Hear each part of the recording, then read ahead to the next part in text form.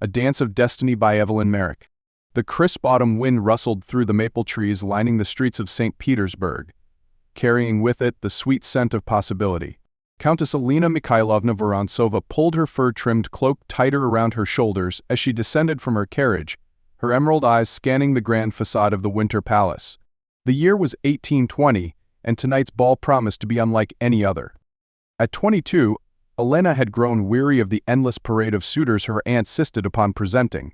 The daughter of a distinguished noble family, she possessed both the breeding and fortune to attract countless admirers, yet none had managed to stir her soul. Unlike many of her peers who viewed marriage as a mere social transaction, Elena yearned for something more, a connection that transcended titles and wealth. The ballroom sparkled with hundreds of candles reflected in gilded mirrors, creating an ethereal atmosphere that transformed even the most ordinary gathering into something magical. Ladies in silk gowns of every hue swirled across the polished floor, their jewels catching the light like stars fallen to earth.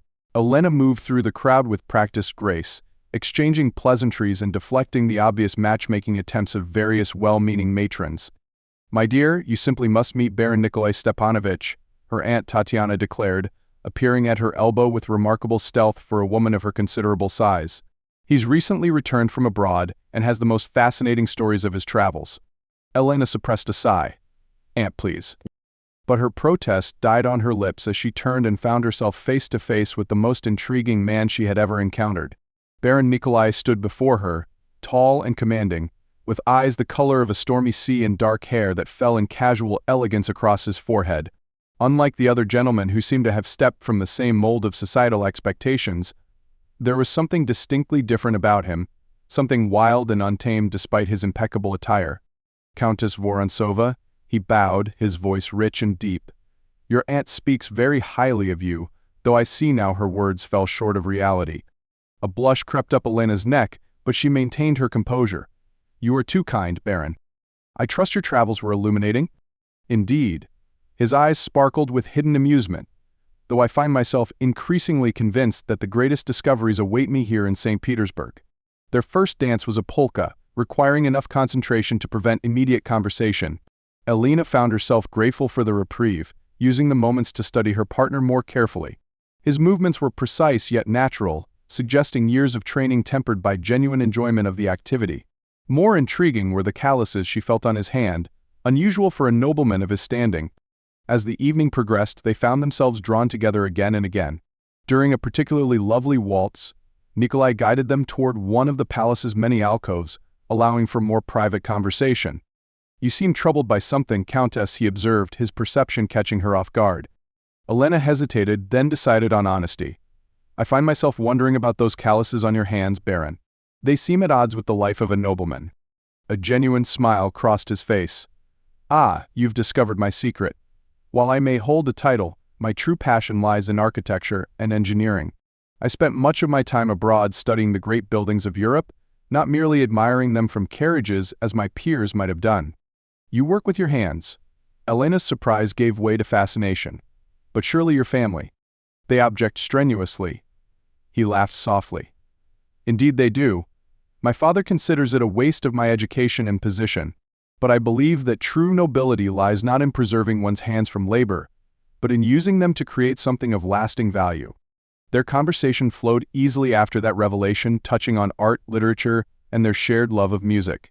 Elena found herself drawn not just to his handsome features, but to the passionate intelligence that animated them.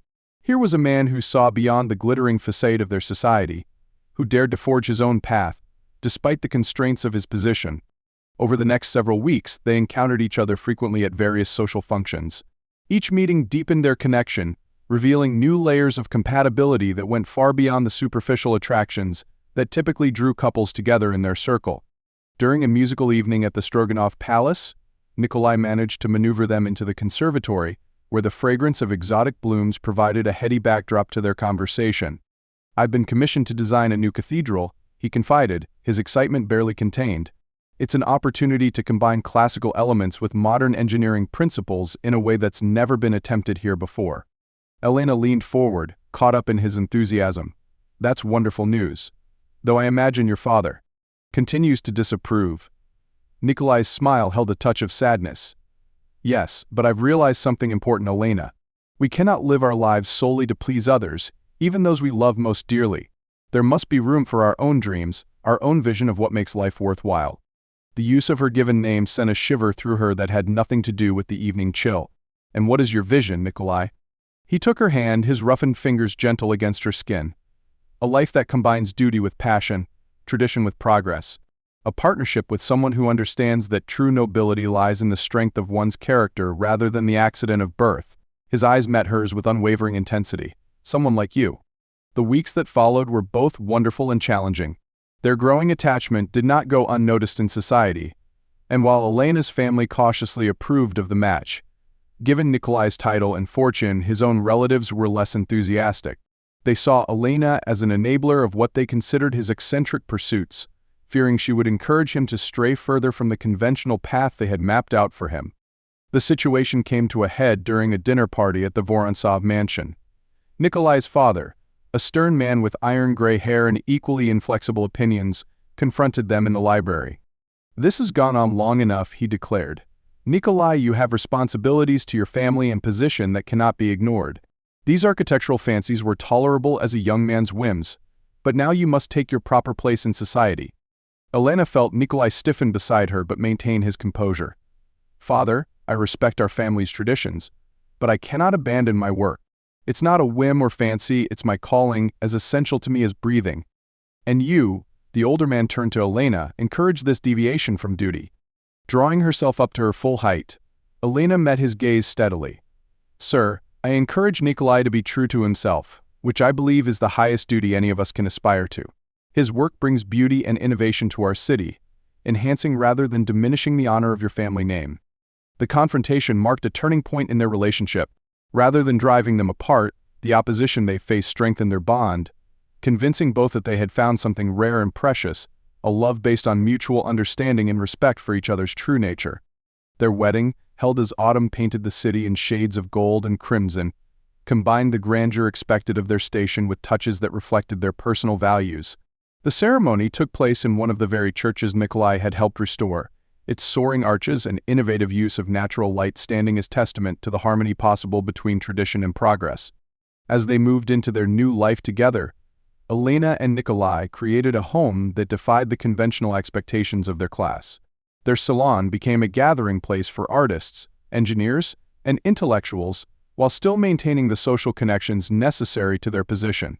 Elena's quick mind and diplomatic skills proved invaluable in helping Nikolai navigate the complex waters of patronage and commission, while his unwavering support encouraged her to develop her own interests in art and music beyond the superficial accomplishments expected of a nobleman's wife. One evening, as they stood together on their balcony overlooking the Neva River, Elena watched the sunset paint the sky in brilliant hues of pink and gold. "Do you ever regret choosing such an unconventional path?" she asked, though she already knew the answer. Nikolai wrapped his arms around her, his architect's hands strong and sure. "How could I regret choosing authenticity over pretense, substance over shadow?" He pressed a kiss to her temple. "Besides, the most beautiful structures are those that dare to reach for the sky while remaining true to their foundations." Elena smiled, understanding that he spoke not just of buildings but of their life together. A life built on the solid foundation of genuine love, while reaching ever upward toward their shared dreams. In defying the rigid expectations of their society, they had not destroyed tradition but transformed it, proving that true romance lies not in grand gestures or dramatic declarations, but in the daily choice to support and celebrate each other's authentic selves.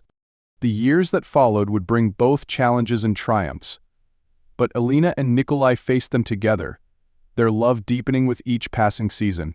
They had discovered that real romance wasn't about escaping from reality into fantasy, but about finding someone who made reality itself more wonderful than any dream could be.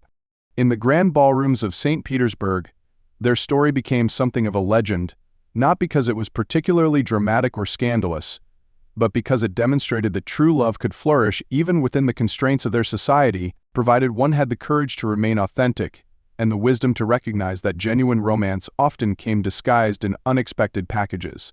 As spring returned to the city, bringing with it new life and possibility, Elena and Nikolai continued to build their unique vision of happiness, proving that the greatest love stories, are not those that conform to society's expectations, but those that dare to write their own rules while respecting the wisdom of the past. Their romance, like the buildings Nikolai designed, stood as testament to the beauty possible when tradition and innovation dance together in perfect harmony.